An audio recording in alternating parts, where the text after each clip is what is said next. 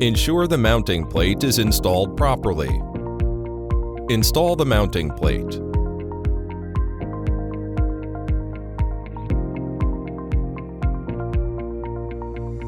Insert the key.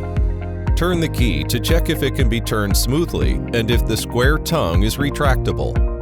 Install the main body of the lock. Make sure the key is inserted in the slot of the knob. Fix the main body with 2 screws. Remove the battery cover. Take the insulation strip out.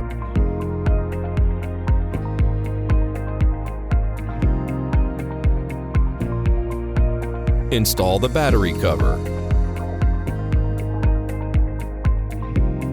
Fix the auxiliary card for installation on the smartlock G30. Secure the door sensor to door frame with adhesive tape, as card shown. We suggest to remove the adhesive tape on the Wi-Fi bridge and stick it. Ensure the surface is smooth. Power on the Lockin Wi-Fi bridge with the USB Type-C cable with your own adapter.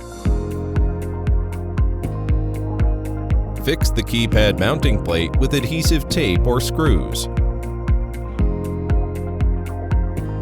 Remove the battery cover. Install 2 alkaline batteries and install the battery cover.